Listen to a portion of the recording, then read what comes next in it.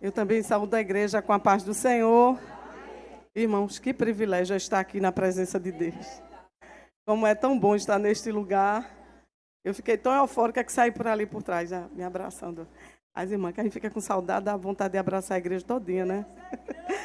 E eu irei ler um versículo. Estou nervosa, todo mundo já sabe disso.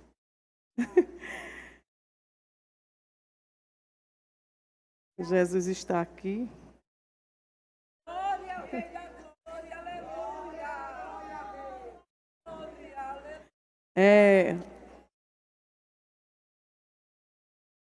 Eu estou tão nervosa.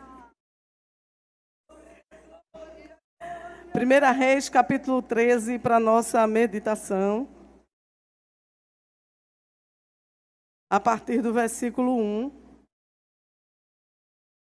E diz assim: E eis que por ordem do Senhor, um homem de Deus veio de Judá a Betel, e Jeroboão estava junto ao altar, para queimar incenso. E clamou contra o altar, contra a palavra do Senhor, e disse: Altar, altar, assim diz o Senhor, eis que um filho nascerá à casa de Davi, cujo nome será Josias, o qual sacrificará sobre ti os sacerdotes dos altos, que queimam sobre ti incenso, e ossos de homens se queimarão sobre ti. E deu naquele mesmo dia um sinal, dizendo: Este é o sinal de que o Senhor falou, eis que o altar se fenderá, e a cinza que nele está se derramará. Sucedeu, pois, que ouvindo o rei a palavra do homem de Deus, que clamara contra o altar de Betel, Jeroboão estendeu a mão de sobre o altar, dizendo: Pegai nele.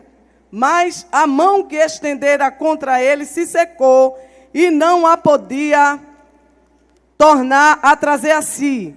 E o altar se fendeu, e a cinza se derramou do altar, segundo o sinal que o homem de Deus apontara pela palavra do Senhor. Então respondeu o rei e disse ao homem de Deus: Ora à face do Senhor teu Deus e roga por mim, para que a minha mão se restitua. Então o homem de Deus orou à face do Senhor, e a mão do rei se restituiu e ficou como dantes. E o rei disse ao homem de Deus: Vem comigo à minha casa e conforta-te, e dar-te-ei um presente. Porém o homem de Deus disse ao rei: Ainda que me desses metade da tua casa, não iria contigo, nem comeria pão, nem beberia água neste lugar, porque assim me ordenou o Senhor pela sua palavra, dizendo: Não comerás pão, nem beberás água, e não voltarás pelo caminho por onde foste.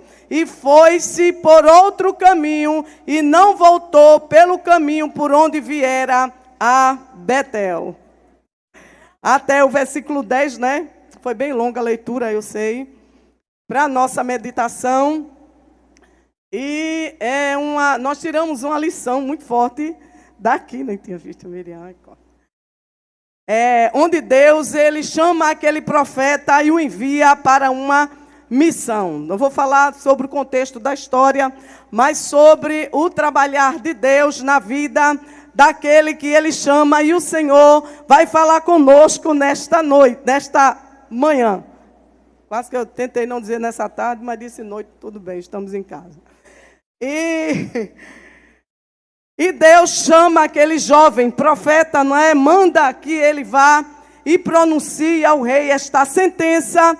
Nós entendemos pela leitura que o rei não gosta da palavra, embora estando fora da determinação de Deus, porque ele estava em situação já de idolatria, o povo estava em situação difícil, estava no desando espiritual, e o rei ali estava completamente fora do seu ofício, se preparando para oferecer sacrifício. Deus levanta este profeta, manda sair da sua cidade, e manda vir para Judá de Betel, ajudar para proferir, repreender o rei. Na hora que ele repreende, o rei não gosta. Como já tenho falado, existem pessoas, principalmente algumas, quando estão numa determinada patente, não aceitam correção. Mas a palavra de Deus diz que Deus, ele gosta de consertar, e aquele que ele ama, ele chama, não é?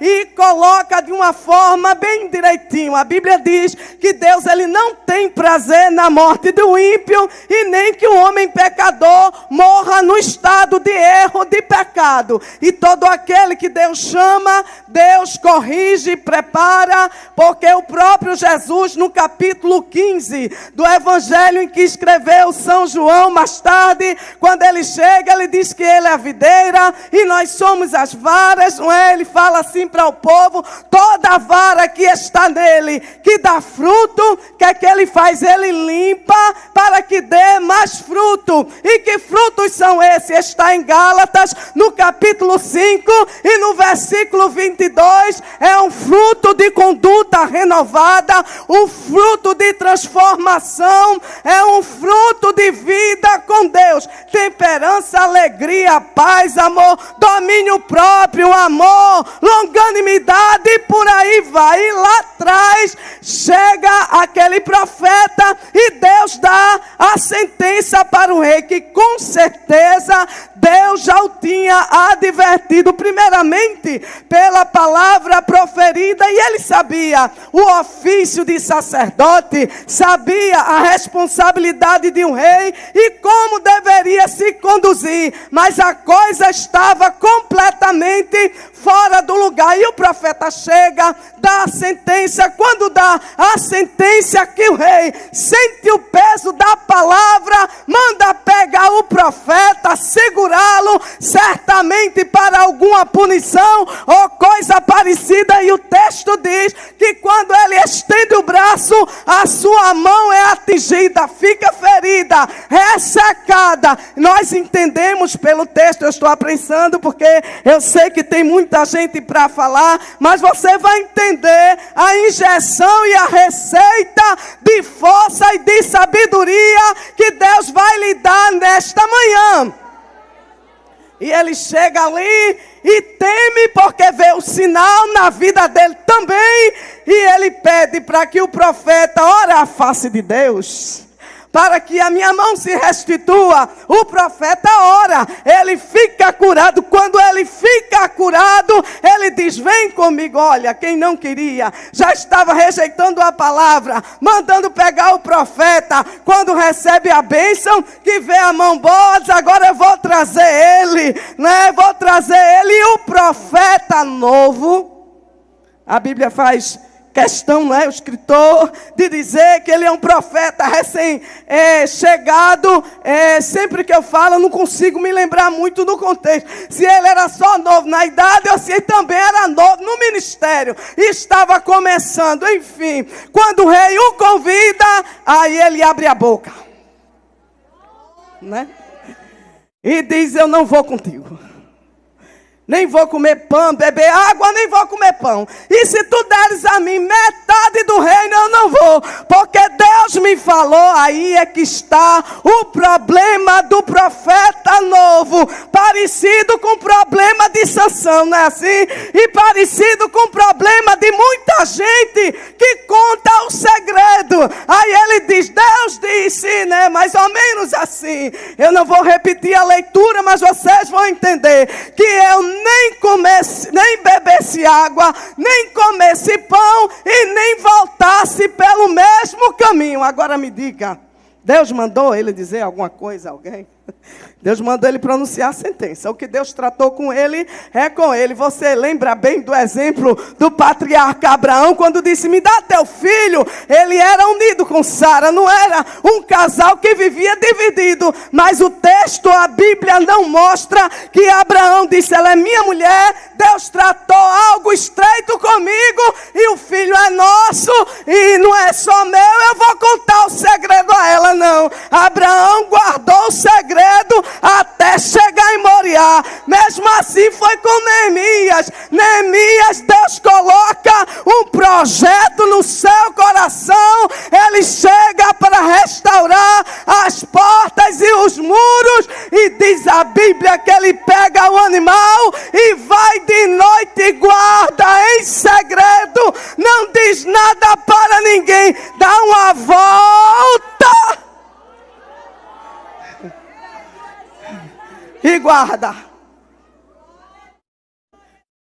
Porque há coisas que talvez quem está do seu lado, talvez até possa escutar.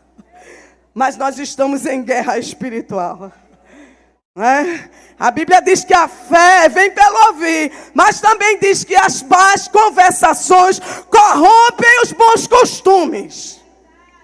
E o profeta abre a boca e diz, depois do versículo 11, se você quiser conferir, existiam os observadores, os filhos do profeta velho que estava na cidade, ou estavam observando, ou ficaram sabendo do sinal que aconteceu naquele lugar, porque a Bíblia diz, todo homem esteja pronto para ouvir, seja tardio para falar, para se irar. Há pessoas que não têm estrutura de ouvir tudo ou muita coisa e ficar calado, sente a necessidade de compartilhar, ou por alegria, não é, ou por emoção, ou sei lá, por algum motivo, abre a boca. E aqueles filhos do profeta velho pegaram toda aquela história, correram e disseram ao profeta velho. E a Bíblia diz nesse texto, eu vou segurar a Bíblia, viu? Porque essa conversa de Jesus com você é muito séria. Aprenda a guardar segredo. É de Deus. O que foi que Deus te disse? Mas está demorando muito. Eu preciso falar para alguém me confirmar alguma coisa assim. Retém, guarda no teu bom depósito e cumpre a missão. Segredo só pode ser revelado com a autorização de Deus. E ali o profeta velho escuta a história e diz, prepara o meu animal que eu vou encontrar ele no caminho. Que coisa, né? No próximo capítulo vocês vão ver isso. E ele chega lá para o profeta novo. Na primeira epístola de João, se não me falha a memória, no capítulo 5, eu acredito que é o versículo 1. Se não for 1, é o 2. Daí não sai não está errada. É aí a Bíblia diz, provai e vede se os espíritos são de Deus. Nem se pode provar Deus, nem se pode testar Deus. Mas você pode passar no crivo e na peneira da palavra e do Espírito Santo. Se a palavra vem de Deus ou não vem. Já passou do tempo de você ser guiado pela emoção. Tenha convicção. Tem hora que você nem vai se arrepiar. Seu coração não vai bater. Não vai dar calafrio. Nada você vai sentir, mas a palavra garante, então segure a palavra. E chega lá o profeta velho e diz, volta, vem comigo. Aí ele abre a boca a segunda vez, pode conferir, tá? E diz assim, não, porque Deus disse a mim. Tem gente que gosta de dizer o que Deus disse, sabia disso?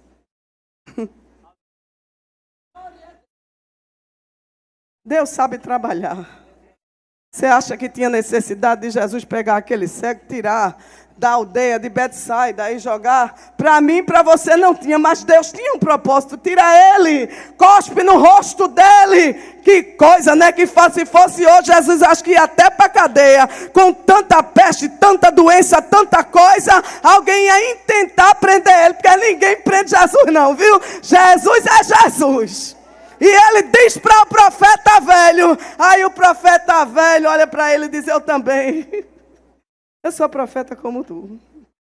Eu também tenho experiência. Aí o espírito de engano, da mentira. Não é não? É. Diz assim, eu também sou profeta como tu. E Deus manda te dizer, prove. O que foi que Deus lhe disse lá atrás? Deus não tem duas conversas. Deus não coloca pano novo em remendo velho. E nem Deus muda de ideia, porque não tem capacidade de executar aquilo que Ele te disse. Deus não trabalha com plano B neste negócio aí, rapaz. Ou foi Deus ou não foi. Segura. Aí ele disse, eu sou profeta como tu, vem comigo. E Deus me disse, aí o profeta novo, primeiro abriu a boca, Deus está dizendo, guarde o segredo. E segundo, quando veio a sugestão e o prato, ele comeu na primeira prova, rapaz. Examina, Deus está contigo. Tem gente que tem um dom do discernimento aguçado. E você tem discernimento pela palavra. O que foi que Deus lhe disse? Deus disse o quê? Então não coma. Né? Aí a Bíblia diz que ele deu ouvido, comeu e bebeu. Quando ele come e bebe, veja que nó dá na cabeça de um ouvinte. O homem, a Bíblia diz no capítulo 3 da epístola de Tiago, que de uma fonte não pode sair. Né? Mas às vezes sai. Não deve, mas sai. E agora? Aí quando o profeta novo entrega o ouro que desobedece, aí o Espírito de Deus fala na boca do mentiroso. E agora? É brincadeira uma coisa dessa? É bom a gente tomar um exemplo de Micaías, não é não? Jezabel tentando matar todo mundo. Massageando o ego de quem profetiza coisa boa para agradar o rei, come na mesa dele. Mas Micaías estava lá no monte orando. Quem entra no céu vê primeiro. O que Deus te mostrou é verdade, rapaz. Aí ele come. Aí Deus brada na boca do profeta. Chama ele de desobediente e dá sentença de morte. Que palavra, não é não? Café da manhã reforçado. Jesus está dizendo para você, eu não lhe falei, tenha convicção e acabou-se. Que necessidade é essa que você tem de abrir o segredo e contar? Mas, irmã, a senhora não sabe a minha necessidade, eu não sei, mas Jeová sabe, pai. E Para finalizar, que eu já demorei muito. Uma vez eu passei no quarto da minha casa, algumas pessoas estão aqui, sabe? Deus me botou numa obra, dirigi uma obra dentro de casa, foi minha mãe, 14 anos... Depois de 30 anos de baixo espiritismo, demônio era brincadeira. Deus disse assim, eu permito as trevas para te dar uma experiência. E as trevas ciranda toda madrugada. Quando vem a alva, eu digo aos demônios, pare! Porque ele manda no inferno. E eu trabalhava e Deus disse assim, olhe... Vou te fechar as portas de emprego, não tem quem abra. Teu emprego agora é na minha obra e a porta está aberta. Eu disse, está repreendido, isso é Jesus nada. Isso deve ser o inimigo. Quando eu cheguei na igreja, Deus bradou e disse, estou fechando a porta. Vou dar o direito na tua mão e não tem quem abra a porta para ti. Eu disse, tudo certo. Aí, estava...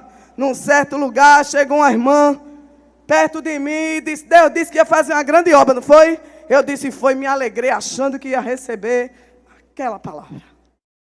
Aí ela olhou nos meus olhos e disse, a grande obra que Deus vai começar a fazer primeiro é em você.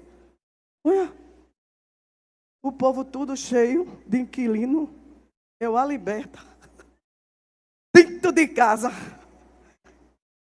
E dentre muitas coisas, para finalizar, eu passei, precisava de ir para algum lugar fazer alguma coisa. E eu disse, mas Jesus, meu sapato preto agora pronto, está nocauteado, mas tudo bem, glória a Deus. E fui fazer, meu segundo ofício, limpar as necessidades da minha mãe, porque ela passou um bom tempo sem andar, depois voltou a andar. E limpava a casa 4 vezes por madrugada. Passei tanto tempo dormindo no chão que eu esqueci. Em casa tinha cama, mas tinha que ficar do lado dela. Porque os bichos, quando pegavam, o negócio era sério, mas Deus é mais. E, de repente, alguém ligou para mim. Quando eu vi, chegou na porta da minha casa. Creia se quiser crer, viu? Mas eu sei que quem está aqui porque crê. E um casal levou para mim uma coleção, que eu não vou dizer o nome, levou 12 pares de sapato. Tinha a cor que eu precisava, ainda tinha a cor que eu não queria. Eu disse, eu tenho 12 pares de pé, Jesus, eu vou saber para quem é que eu vou dividir. Não precisa você dizer. Ele está dizendo que nesta consagração Ele entra com você em um caminho diferente. Guarde o segredo. Deus não mudou de ideia. Tempo de crente não quer dizer garantia de que está em comunhão. E onde houver brecha, a inveja entra para tentar lhe parar. Não pare por causa da inveja. Não volte atrás. Não abre a boca. Faça só o que Deus lhe mandou e feche a boca na terra.